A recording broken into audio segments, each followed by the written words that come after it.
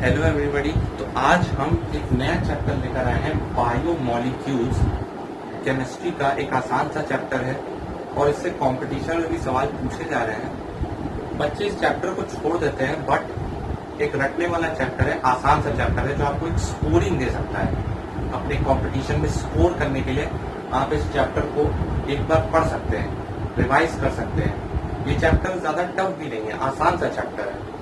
तो आइए स्टार्ट करते हैं। आज मैं थोड़ा सा इंट्रोडक्शन बताऊंगा इस चैप्टर का, बायोमोलिक्यूल्स का। सबसे पहले मैं आपको बता दूं हमको इसके अंदर पढ़ना क्या है। पहली चीज तो हमें इंट्रोडक्शन देखना है इसका कि बायोमोलिक्यूल्स होते क्या है। दूसरा, बायोमोलिक्यूल्स कौन कौन तरह के होते हैं, जैसे कार्बोहाइड्रेट्स, प्रोटीन्स,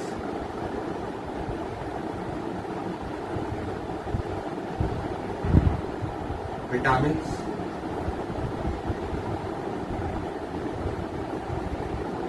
न्यूक्लिक एसिड्स, है ना, और भी कई तरह के होते हैं। आज मैं आपको इसका थोड़ा सा बेसिक इंट्रोडक्शन दूंगा और कुछ नाम बताऊंगा, कुछ नाम से रूबरू करवाऊंगा। जैसे अभी तो रूबरू करवा ही दिया है, carbohydrates, proteins, vitamin, nucleic acid आप बचपन से पढ़ते आ रहे हो। इस चैप्टर में आपको उनका स्ट्रक्चर देखने को मिलेगा कि कार्बोहाइड्रेट का स्ट्रक्चर कैसा होता है।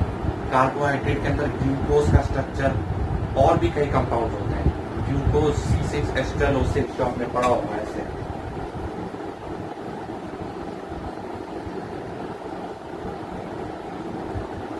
इसका मैं स्ट्रक्चर बना के दिखाऊंगा आपको, ओपन चेन और साइक्लिक चेन स्ट्रक्चर। अभी तक बचपन में आपने सिर्फ नाम सुना है कार्बोहाइड्रेट्स का, अब आपको स्ट्रक्चर देखने को मिलेगा इनका कि कैसे स्ट्रक्चर बनाते हैं उनका। उसके बाद हम कार्बोहाइड्रेट्स की वो देखेंगे कि बनते कैसे हैं ये।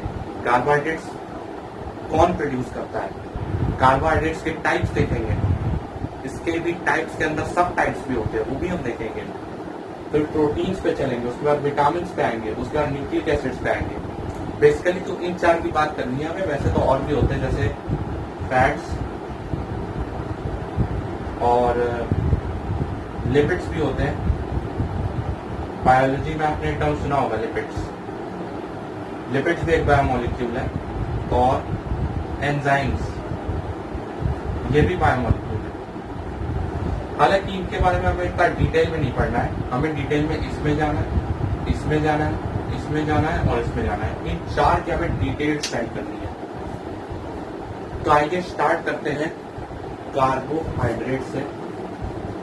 या पहले मैं इंट्रोडक्शन दे देता हूं कि बायोमोलिक्यूल्स होता क्या है एक्चुअली। बायोमोलिक्यूल्स क्या है, व्हाट इज बायोमोलिक्यूल्स, और क्यों हमें इसे पढ़ क्यों रहे हैं बायोमोलिक्यूल्स।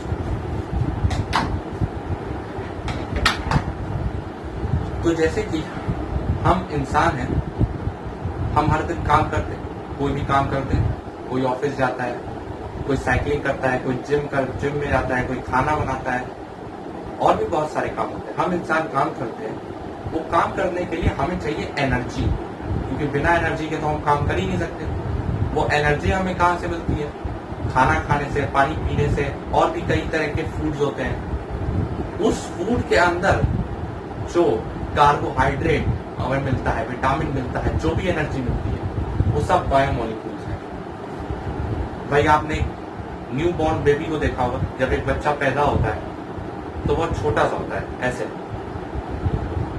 कुछ खा भी नहीं पाता, मतलब दूध ही पीता है और दूध पीता है और कुछ नहीं। जैसे जैसे वो बड़ा होता है उसकी ग्रोथ होती जाती है, आप उसको थोड़ा खिलाना शुरू करते हो, वो और बड़ा होता है, उसके हाथ बड़े होते जाते हैं, उसके पैर लंबे होते हैं, लंबा चौड़ा हो जाता है। तो ये सब किसका कमाल है, बायोमोलिक्यूल्स का। बायोमोलिक्यूल्स से हमारी ग्रोथ बढ़ती है। एक लिविंग सिस्टम जो ग्रो करता है, अपने आप को सस्टेन करता है, अपने आप को रिप्रोड्यूस भी करता है। जैसे आपने सुना होगा बायोलॉजी में बहुत सारे ऐसे प्लांट्स हैं जो रिप्रोड्यूस करते हैं, रिप्रोड्यूसिंग प्रॉपर्टी होती है, जैसे अर्थवर्म, सॉरी अर्थवर्म नहीं, अब मुझे पता नहीं, मैंने इतनी बायोलॉजी पढ़ी नहीं है एक्चुअली, बट मैं बता दूंगा आपको कि बहुत सारे ऐसी मतलब चीजें हैं, प्लांट्स हैं, जैसे कि कुछ ऐसे आपने सुना होगा जिनमें रिप्रोड्यूसिंग प्रॉपर्टी होती है। तो लिविंग ऑर्गेनिज्म अपने आप को सस्टेन करता है, ग्रो करता है दिन बाय दिन के बाद, time to time living organism grow करता है, उसके हार्मोन्स डेवलप होते हैं, एंजाइम्स बनते हैं, न्यू एंटीबॉडीज बनती हैं, उसके फिजिकल अपीयरेंस में चेंज आता है। तो ये सब किसकी वजह से होता है? बायोमोलिक्यूल्स की वजह से। आपके बाल उग रहे हैं, आपकी दाढ़ी आ रही है, आपके हाथ बड़े हो रहे हैं, ये सब किसका कमाल है? बायोमोलिक्यूल्स का। अगर ये ना हो तो आप ग्रो ही नहीं कर पाओगे। हमारा शरीर किससे बना है? एटम से या मॉलिक्यूल से। हम एक लिविंग सिस्टम होने के बावजूद नॉन लिविंग एटम और मॉलिक्यूल से बने हैं। लिविंग सिस्टम की एक बहुत ही खास बात है कि वो नॉन लिविंग एटम्स और मॉलिक्यूल से बना होता है। कार्बन है, हमारा शरीर कार्बन से बना है, ऑर्गेनिक कंपाउंड से। ऑर्गेनिक कंपाउंड कोई लिविंग तो है नहीं, सब नॉन लिविंग है, लेकिन हम लिविंग है। तो हमारी एक शरीर की बहुत खास चीज है कि हम नॉन लिविंग एटम्स के बने होने के बावजूद लिविंग बीइंग्स हैं। तो जो हमारे शरीर के अंदर केमिकल रिएक्शंस चल रही होती है, आपने पढ़ा होगा, आपने सुना होगा कि हमारे शरीर के अंदर जब खाना आता है तो केमिकल रिएक्शंस चालू होती है, जिससे एनर्जी बनती है हमारी बॉडी के अंदर। वो केमिकल रिएक्शंस भी बायोमोलिक्यूल्स की वजह से होती है भाई हमारे। और जो बॉडी के अंदर जो चल रहा होता है ना, इस ब्रांच को कहते हैं biochemistry.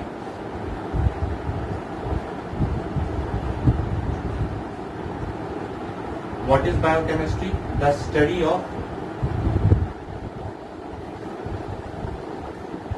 within a human being.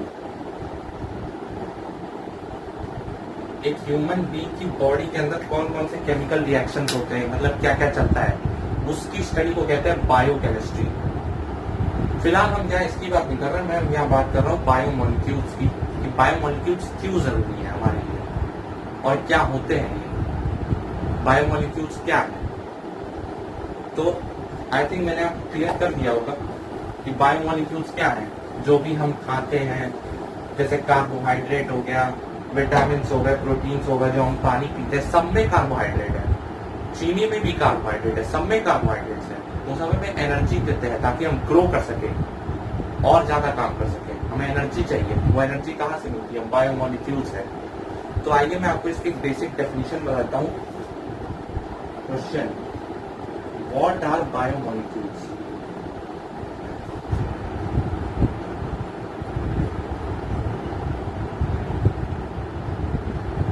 Biomolecules क्या है?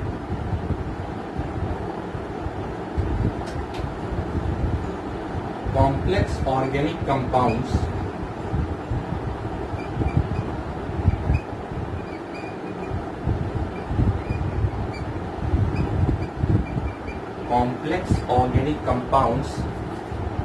that make the living matter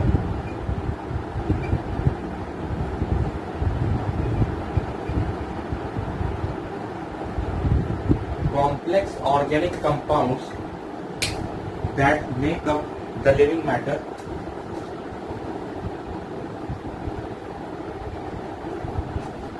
complex organic compounds that make up the living matter and are responsible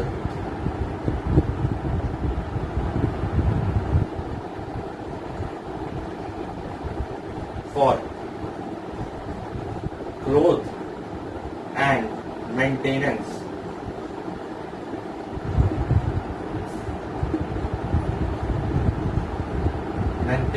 of the living organism.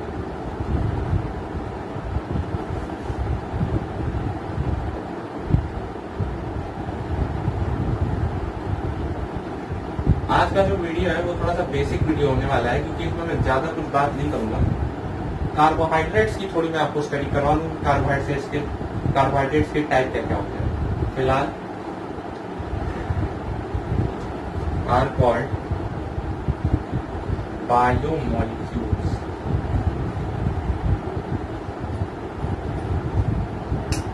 तो ठीक है, ये हो गई बायोमोलिक्यूल्स की डेफिनेशन। क्या होता है biomolecules? Complex organic compounds.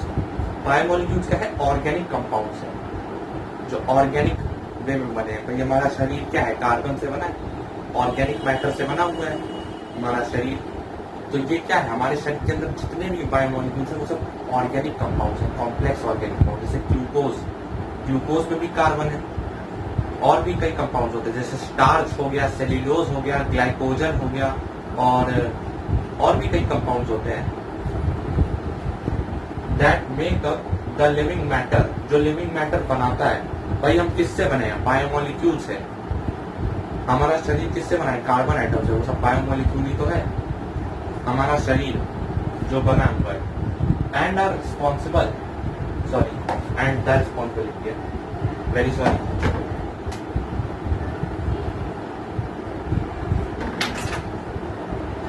and are responsible for growth and maintenance of living organism are called biomolecules। ऐसे ऑर्गेनिक कंपाउंड्स, कॉम्प्लेक्स, जो एक लिविंग मैटर को बनाते हैं और जिम्मेदार होते हैं ग्रोथ और मेंटेनेंस लिविंग ऑर्गेनिज्म की। जो इसने बनाया, इसको बनाने के साथ साथ इसकी जिम्मेदारी भी उठाते हैं, इसके ग्रो करने की, मेंटेनेंस की, ये मेंटेन रहे ग्रोथ जो चलती है, इन्हें ही कहते हैं बायोमोलिक्यूल्स। तो आई थिंक आपको क्लियर हो गया होगा कि बायोमोलिक्यूल्स क्या होते हैं और क्यों हमारी निजी जिंदगी में ये इम्पोर्टेंट है। तो चलिए आए चलते हैं कार्बोहाइड्रेट्स की तरफ। एक टाइप ऑफ बायोमोलिक्यूल है ये। इस चैप्टर में आपको जितने भी बायोमोलिक्यूल्स हैं, मैं सबका स्ट्रक्चर भी बताऊंगा आपको, कुछ गिने चुनों का बताऊंगा, जैसे प्रोटीन का, कार्बोहाइड्रेट्स का, विटामिन का भी, और न्यूक्लिक एसिड्स का भी स्ट्रक्चर होगा, जैसे डीएनए का और डीऑक्सीराइबोज और राइबोज, ये सब पार्ट्स होते हैं। अभी आपको डिटेल में पढ़ाऊंगा तब पता चलेगा, ठीक है। तो चलिए चलते हैं कार्बोहाइड्रेट्स की तरफ।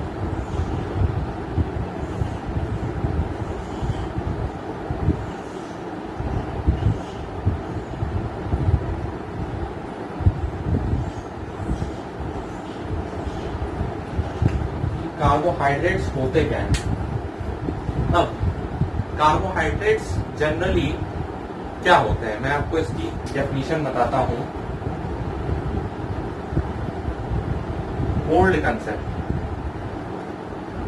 पहले मैं आपको इसका ओल्ड कंसेप्ट बताता हूं। ओल्ड कंसेप्ट क्यों? क्योंकि ये फेल हो गया था, इसलिए मॉडर्न कंसेप्ट बनाया गया था इसका। जो पुरानी डेफिनेशन थी कार्बोहाइड्रेट की, वो फेल कर गई कुछ मायनों में, इसलिए हमने इसकी नई डेफिनेशन बनाई है। पहले मैं आपको ओल्ड कंसेप्ट बताता हूँ क्या था। ओल्ड कंसेप्ट में हमने ये माना था कि कार्बोहाइड्रेट्स क्या होते हैं, carbohydrates were considered as hydrates of carbon.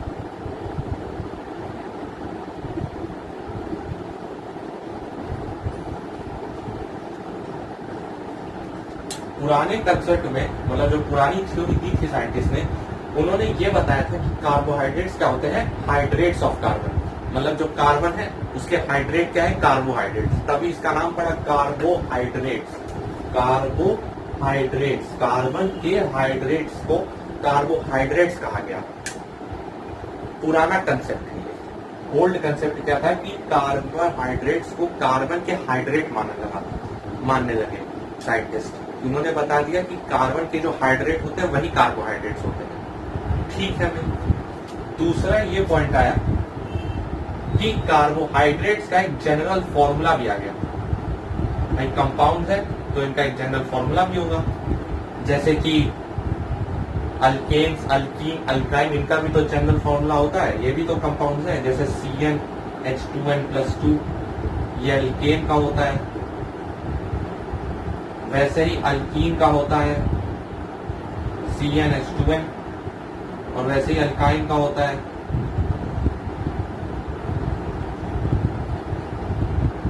CnH2n-2। तो अब आप समझ में होंगे क्या कहना चाह रहा हूँ। इन कंपाउंड्स का भी एक जनरल फॉर्मूला सजेस्ट किया जाता है साइंटिस्ट द्वारा, जैसे कि अल्केन, अल्कीन और अल्काइन का होता है, तो ये भी तो कंपाउंड है। ऐसे अल्कोहल्स भी है जिनका एक जनरल फॉर्मूला होता है। एसिड का भी होता है जनरल फॉर्मूला। फिलहाल हम यहाँ इसकी बात करते हैं कार्बोहाइड्रेट्स की। कार्बोहाइड्रेट्स का जनरल फॉर्मूला कहा गया CxH2O का Y।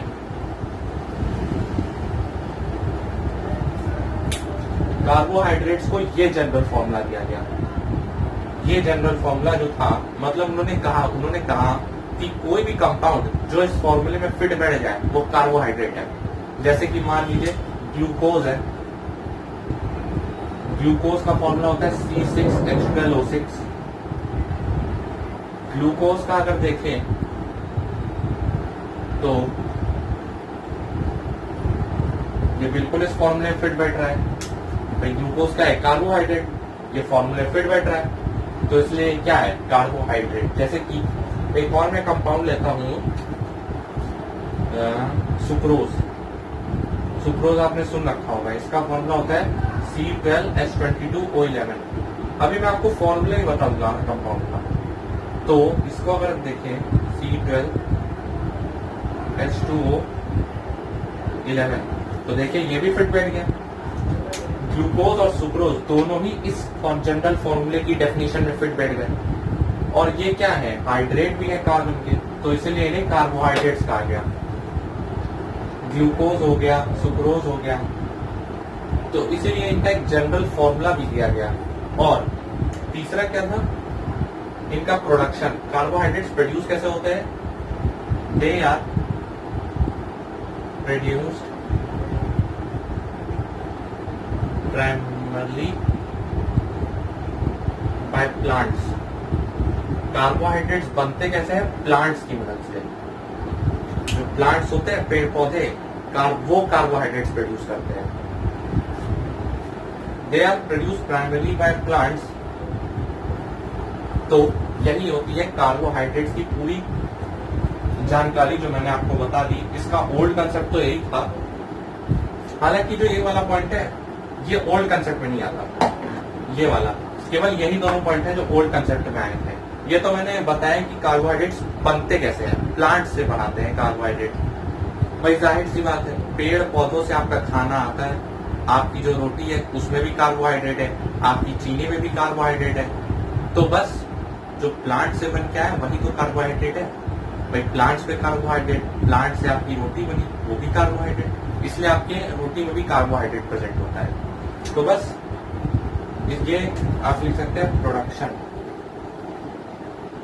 They are produce generally by plants.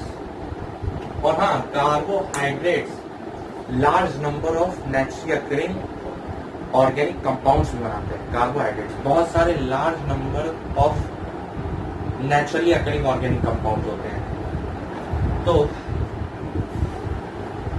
ये तो हो गया ओल्ड कंसेप्ट। अच्छा भाई, ये तो हो गया ओल्ड कंसेप्ट कि कार्बोहाइड्रेट्स को कहा गया हाइड्रेट्स ऑफ कार्बन, और उनका जनरल फॉर्मूला दिया गया CxH2O का भाई। अच्छा भाई, let us suppose take an example of acetic acid.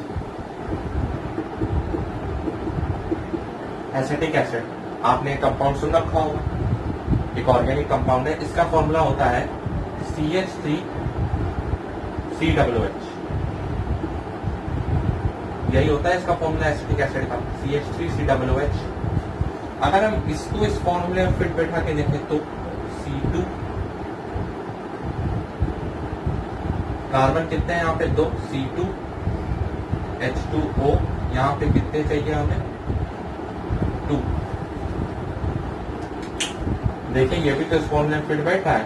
Carbon यहाँ पे 2 है, हाइड्रोजन कितने हैं, 4, और ऑक्सीजन भी 2 है। ठीक है, एसिटिक एसिड भी इस फॉर्मूले में फिट बैठ रहा है, यानी कि ये भी एक कार्बोहाइड्रेट है।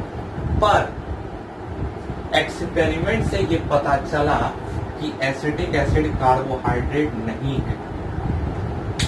ये क्या हो गया भाई, हमने तो कंसेप्ट बनाया था कि कार्बोहाइड्रेट्स क्या होते हैं, हाइड्रेट्स ऑफ कार्बन।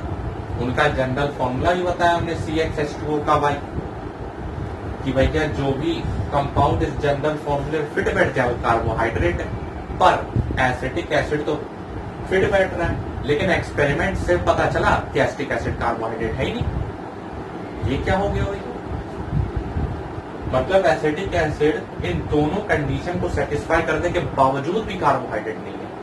साइंटिस्ट ने ये पाया एक्सपेरिमेंट से कि एसिटिक एसिड कार्बोहाइड्रेट है ही नहीं। वैसे ही एक और कंपाउंड है लैक्टिक एसिड। लैक्टिक एसिड का फॉर्मूला होता है CH3CO NH3OH। सॉरी, गलत लिख दिया, CHOH। ये होता है लैक्टिक एसिड का। अगर हम लैक्टिक एसिड को लिखें तो यहाँ पे 3 कार्बन, H2O का 3, ऐसे हम लिख सकते हैं इसको। यहाँ पे देखिए, इसको आप मैच कीजिए, 3 कार्बन है, यहाँ पे हाइड्रोजन कितने हैं? 6, 3 4 5 6। ऑक्सीजन कितने हैं? 1 2 3। लैक्टिक एसिड भी इस फॉर्मूले में फिट बैठ रहा है और ये हाइड्रेट भी है कार्बन। पर एक्सपेरिमेंट से ये पता चला कि लैक्टिक एसिड भी कार्बोहाइड्रेट नहीं है, और यहीं से ऑब्जेक्शन शुरू हुआ इस ओल्ड कंसेप्ट का। ओल्ड कंसेप्ट में गलतियां निकालनी है। क्यों? ये कंसेप्ट कुछ कंपाउंड्स पे तो अप्लाई हो रहा था कि हाँ ठीक है, कुछ कंपाउंड्स पे तो एक कंसेप्ट अप्लाई हो रहा था कि इसमें जनरल फॉर्मूला में कुछ कंपाउंड्स फिट बैठ रहे थे तो हमने उनको कार्बोहाइड्रेट्स मान लिया। पर एक्सपेरिमेंट से ये पता चला कि कुछ कंपाउंड ऐसे थे जो इस फॉर्मूले में फिट होने के बावजूद भी कार्बोहाइड्रेट नहीं निकले। दूसरा एक और रीजन ये भी था। चलिए, ये तो एक ऑब्जेक्शन हो गया। अब मैं बताता हूँ ओल्ड कॉन्सेप्ट क्या थे objection. Objections on old concept. पहला तो ये था कि एसिटिक एसिड, पहला तो ये कंसेप्ट था कि एसिटिक एसिड और लैक्टिक एसिड इस फॉर्मूले में फिट होने के बावजूद भी कार्बोहाइड्रेट नहीं निकले। और दूसरा ऑब्जेक्शन ये था कि एक कंपाउंड है रैमनोज। इसका फॉर्मूला है C6H12O5। इसका ये फॉर्मूला है रैमनोज का। एक कंपाउंड है ये रैमनोज, इसका फॉर्मूला है ये C6H12O5। इसको अगर हम चेक करें इसमें तो ये हो जाएगा कार्बन 6 H2O, यहाँ पे कितने चाहिए? 5। ये तो गलत है। क्यों भाई? यहाँ पे 6 कार्बन, यहाँ पे 6 कार्बन, ये तो सही है। हाइड्रोजन यहाँ पे 10 है, ऑक्सीजन 5 सही है, लेकिन हाइड्रोजन यहाँ पे 12 होने चाहिए और यहाँ पे सिर्फ 10 ही है। अगर हम यहाँ पे 6 कर दे तो ऑक्सीजन 6 हो जाएंगे। यानी कि रैमनोज इस फॉर्मूले में फिट नहीं बैठता। भाई रैमनोज क्या है? एक कंपाउंड है रैमनोज, एक नया कंपाउंड जो मैंने आपको बताया रैमनोज। इसका फॉर्मूला ये C6H12O5। आसान है, बस आसान है याद करना। देखिए भाई, ग्लूकोज का क्या होता है? C6H12O6। बस उसी से एक ऑक्सीजन कम कर दिया, बन गया रैमनोज। देखिए, कार्बन भी 6, हाइड्रोजन भी 12 और ऑक्सीजन यहाँ पे कम हो गया, बस। तो ये हो गया रैमनोज। अच्छा, तो हमने ये देखा कि रैमनोज तो इस फॉर्मूले में फिट नहीं बैठ रहा है, यानी कि इसको कार्बोहाइड्रेट नहीं होना चाहिए। पर एक्सपेरिमेंट से ये पता चला कि ये कार्बोहाइड्रेट निकल गया, मतलब ये कार्बोहाइड्रेट की श्रेणी में आ गया। अब ये क्या हो गया भाई? रैमनोज इस श्रेणी में निकल गया। ये भी एक ऑब्जेक्शन आ गया। कुछ कंपाउंड ऐसे थे जो इस जनरल फॉर्मूले फिट होने के बावजूद भी कार्बोहाइड्रेट नहीं बने, और कुछ ऐसे थे जो फिट नहीं भी हुए तब भी कार्बोहाइड्रेट बन गए। तीसरा एक ऑब्जेक्शन ये भी था कि carbon does not form any hydrates. ये तो बहुत बड़ा सवाल आ गया कि कार्बन तो हाइड्रेट बनाता ही नहीं है। भाई कार्बन का आज तक कौन सा हाइड्रेट देखा है आपने ऑर्गेनिक में? ऑर्गेनिक केमिस्ट्री में आज तक कौन सा आपने कार्बन का हाइड्रेट देखा है? वो सब हाइड्रेट थोड़ी कहलाते हैं। एसिटिक एसिड कोई हाइड्रेट है क्या कार्बन का? आज तक कार्बन के हाइड्रेट का नाम ही नहीं सुना हमने कभी किसी किताब में। कार्बन का कोई हाइड्रेट बनाता ही नहीं। तो ये कैसे हमने कह दिया कि कार्बोहाइड्रेट्स को हाइड्रेट्स ऑफ कार्बन कहा जाता है? और एक और ये भी ऑब्जेक्शन था कि कार्बोहाइड्रेट्स में, जैसे कि मैं आपको एग्जांपल लूं C6H12O6, उसमें हाइड्रोजन और ऑक्सीजन का रेशियो 2:1 था। तो ये क्या है, ग्लूकोज। इसमें हाइड्रोजन इस टू ऑक्सीजन का रेशियो 2:1 है, जैसे कि वाटर में मिलता है। भाई वाटर क्या है, H2O। इसमें हाइड्रोजन इस टू ऑक्सीजन का क्या रेशियो है, 2:1। और इसमें भी ग्लूकोज में भी हाइड्रोजन इस टू ऑक्सीजन का रेशियो 2:1 है। पर यहां रैमनोज में तो हाइड्रोजन इस टू ऑक्सीजन का रेशियो 2:1 है ही। देखिए, हाइड्रोजन 12, ऑक्सीजन 5, 2:1 है ही। ओल्ड कंसेप्ट में एक और इन्होंने बात कही थी कि कार्बोहाइड्रेट्स हर कार्बोहाइड्रेट के फॉर्मूले में हाइड्रोजन इस टू ऑक्सीजन का रेशियो 2:1 होगा।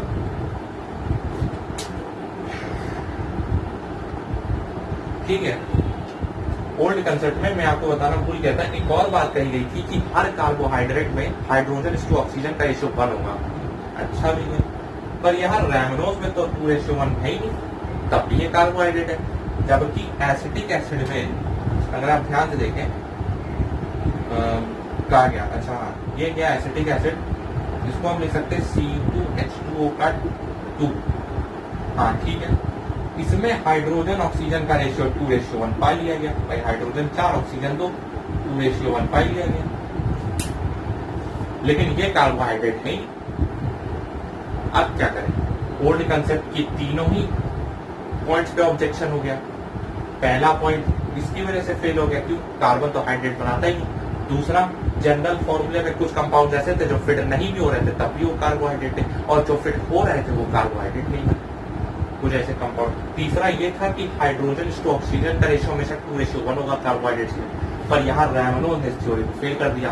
रैमनोज में क्या एक्सपेरिमेंट पता चला कि इसमें तो 2:1 है ही, तब ये कार्बोहाइड्रेट। तो यहां से हम चले मॉडर्न कॉन्सेप्ट में।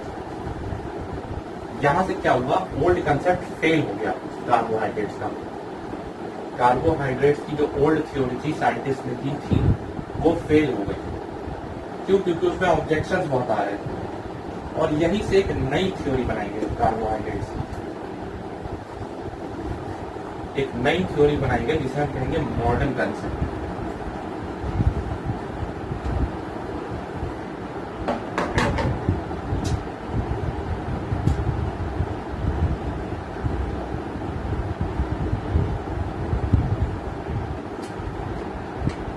मॉडर्न कंसेप्ट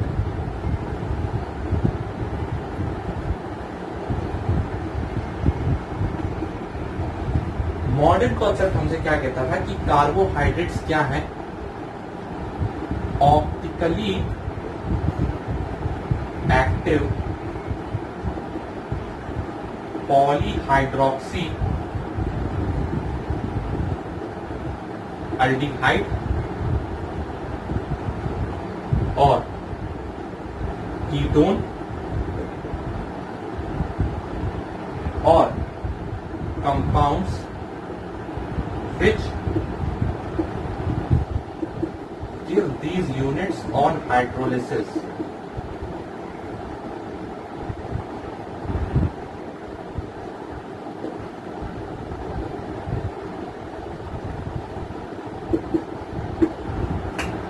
पहले आप इस डेफिनेशन को एक बार ध्यान से देख लीजिएगा। ये मॉडर्न कंसेप्ट है।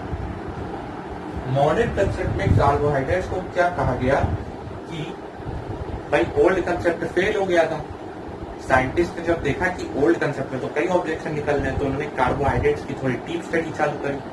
कार्बोहाइड्रेट्स को डीप में समझना शुरू किया, उनके स्ट्रक्चर्स को डीप में देखा, तो उन्हें ये पता चला कि कार्बोहाइड्रेट्स असल में है क्या, ऑप्टिकली एक्टिव कंपाउंड है जिसमें पॉलीहाइड्रोक्सी एल्डिहाइड या पॉलीहाइड्रोक्सी कीटोनिक ग्रुप प्रेजेंट है।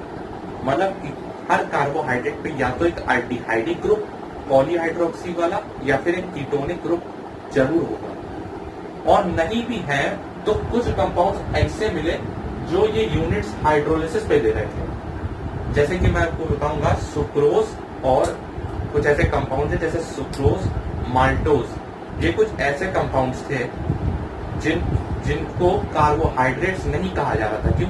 क्योंकि इनके स्ट्रक्चर में अल्डिहाइड या कीटोन नहीं मिल रहा था, ना ही ऑप्टिकली एक्टिव थे। पर जब इनका पानी में हाइड्रोलिसिस किया गया, हाँ, तो ये पता चला कि ये भी अल्डिहाइड और कीटोनिक ग्रुप बना रहे हैं, यानी कि ये भी कार्बोहाइड्रेट्स हैं। जैसे कि सुक्रोज का अगर हम हाइड्रोलिसिस करें, इसका फॉर्मूला होता है C12H22O11। C12H22O11। तो हमें मिला कि इससे एक ग्लूकोज बन रहा था C6H12O6 और एक फ्रक्टोज मिल रहा था। फ्रक्टोज भी एक कंपाउंड होता है, ये मैं भी आपको बताऊंगा, इसका स्ट्रक्चर नहीं बताऊंगा फ्रक्टोज का। फ्रक्टोज में कीटोनिक ग्रुप होता है, और ग्लूकोज में अल्डिहाइडिक ग्रुप बनता है। ग्लूकोज में अल्डिहाइड होता है और फ्रक्टोज में होता है कीटोनिक ग्रुप। तो ये थी कुछ बातें मॉडर्न कंसेप्ट में। जो ओल्ड कंसेप्ट था उसे पूरी तरह नजरअंदाज करके एक नया कंसेप्ट बनाया गया कि कार्बोहाइड्रेट्स का ऑप्टिकली एक्टिव कंपाउंड है। ऑप्टिकली एक्टिव कंपाउंड तो आपने सुने होंगे। क्या होते हैं ऑप्टिकली एक्टिव कंपाउंड्स? ऐसे कंपाउंड्स जो प्लेन पोलराइज्ड लाइट को रोटेट करते हैं, क्लॉकवाइज या anticlockwise. Plane polarised light ऐसे आ रही है, उसको ऐसे रोटेट करें, या तो क्लॉकवाइज या एंटी क्लॉकवाइज, उन्हें कहते हैं ऑप्टिकली एक्टिव कंपाउंड्स। तो ग्लूकोज या जितने भी कार्बोहाइड्रेट्स है सबको ऑप्टिकली एक्टिव कहा गया। ये था मॉडर्न कंसेप्ट। और कुछ कंपाउंड्स तो ऐसे थे जो ऐसा दिख रहा था कि कार्बोहाइड्रेट नहीं है, लेकिन हाइड्रोलिसिस में पता चला कि ये भी कार्बोहाइड्रेट्स हैं।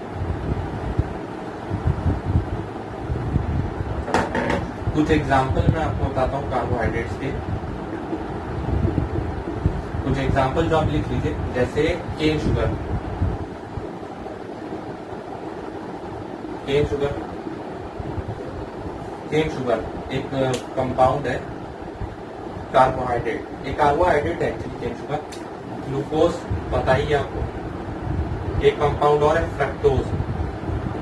ये कुछ एग्जांपल्स अभी आप लिख लीजिए, उसके बाद मैं आपको स्ट्रक्चर बताऊंगा इसका। फ्रक्टोज, माल्टोज एक कंपाउंड होता है। इसका अगर हम हाइड्रोलिसिस करें तो इससे 2 मॉलिक्यूल मिलते हैं ग्लूकोज के। माल्टोज का अगर आप हाइड्रोलिसिस करें तो इसके 2 ग्लूकोज के मॉलिक्यूल मिलेंगे आपको।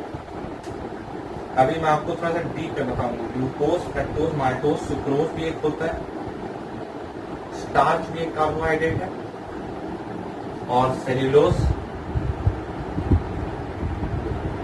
ग्लाइकोजन ये भी एक कार्बोहाइड्रेट है। बस, मतलब और भी होते हैं, लेकिन ये कुछ मेन नाम है जिनके हमें स्टडी करनी है। Glucose, fructose, maltose, sucrose, starch, cellulose, glycogen, cane sugar, इन सबका स्ट्रक्चर भी देखेंगे आप। ये मेन है, वैसे बहुत, लेकिन ये कुछ मेन है जिनकी हमें स्टडी करनी है। तो आइए चलते हैं टाइप्स ऑफ कार्बोहाइड्रेट्स पे। कार्बोहाइड्रेट्स के टाइप्स पे, कितने टाइप के कार्बोहाइड्रेट होते हैं, वहीं से आपको ये पता चलेगा कि आखिर हम कैसे इनका स्ट्रक्चर बनाएंगे। आपको टाइप से पता चलेगा स्ट्रक्चर कैसे बनता है। एक और बात, एक इंपॉर्टेंट नोट लिख लीजिए आप। नोट,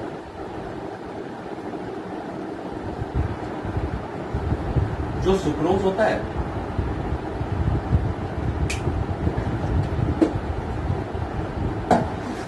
सॉरी, नोट क्या था? अच्छा हाँ, the sugar found in our Holmes.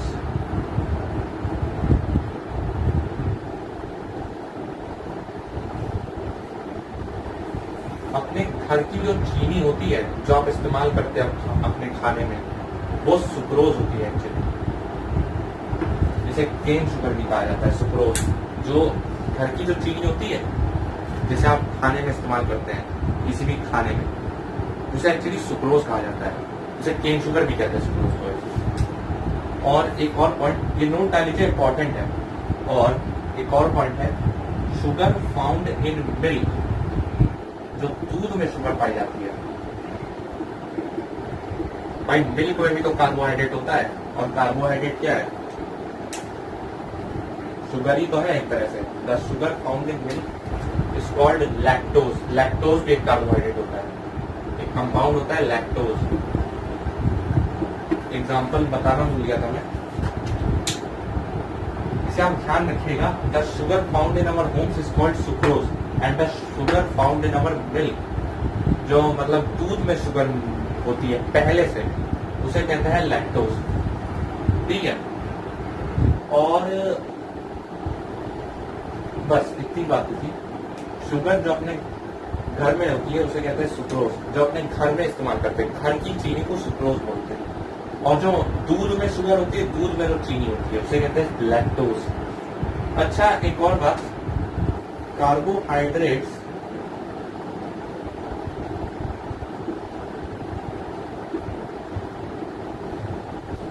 which are sweet in taste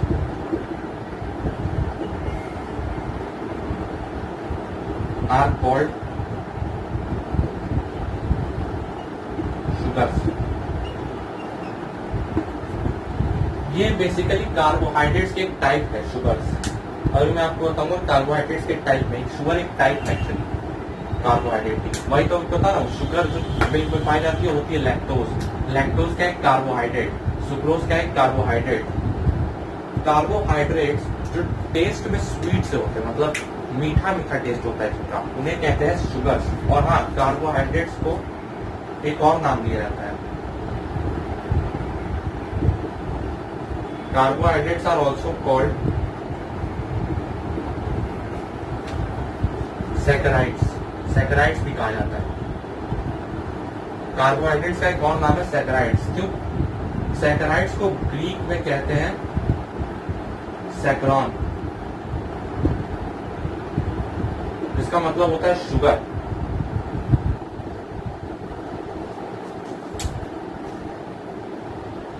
नहीं, सॉरी, गलत लिख दिया मैंने।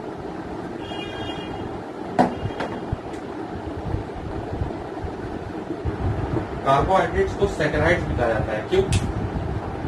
ग्रीक वर्ड से डेराइव है सैकराइड्स। ग्रीक में इसे कहा जाता है सैकरॉन। सैकरॉन का इंग्लिश मीनिंग होता है स्वीट।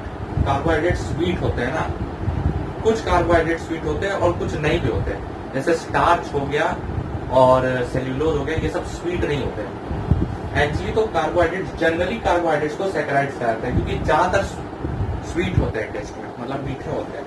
इनका ग्रीक वर्ड है सैकरॉन। जो सैकराइड्स है वो इससे डेराइव है, सैकरॉन से। सैकरॉन को स्वीट कहते हैं। ठीक है, तो यहीं पे मैं इस वीडियो को एंड करता हूँ। अभी तक मैंने आपको बस इस वीडियो में थोड़ा सा इंट्रोडक्शन दिया बायोमोलिक्यूल्स का। ये भी पता है बायोमोलिक्यूल्स क्या होते हैं, कुछ नाम भी बताए। कार्बोहाइड्रेट्स की थोड़ी सी स्टडी करी हमने, और मैंने ये भी बताया कि कार्बोहाइड्रेट्स बनते किससे हैं, प्लांट से बनते हैं, और generally large number of naturally occurring organic compounds भी बनाते हैं। और हमने ये भी सीखा कि कार्बोहाइड्रेट्स का old concept, modern concept, old concept में क्या क्या ऑब्जेक्शंस मिले, मॉडर्न कंसेप्ट में क्या आया। इसके अगले वीडियो में मैं आपको कार्बोहाइड्रेट्स के टाइप्स बताऊंगा, और मैं आपको ग्लूकोज की थोड़ी सी स्टडी करवाऊंगा। ग्लूकोज के स्ट्रक्चर में, ओपन चेन स्ट्रक्चर, थोड़ी प्रॉपर्टीज होंगी। ओपन चेन में क्या क्या खामियां मिली। ओपन चेन स्ट्रक्चर वैसे तो कई प्रॉपर्टीज बता रहा था, बट उसमें भी कुछ फ्लॉज मिल गए, मतलब कह सकते हैं आप कॉन्स मिल गए, कुछ डिसएडवांटेज मिल गए ओपन चेन स्ट्रक्चर में। तो इसलिए हमने साइक्लिक चेन स्ट्रक्चर बनाया है। तो अभी हम स्ट्रक्चर में नहीं चलेंगे। तो चलिए मिलते हैं अगले वीडियो में, तब तक के लिए बाय।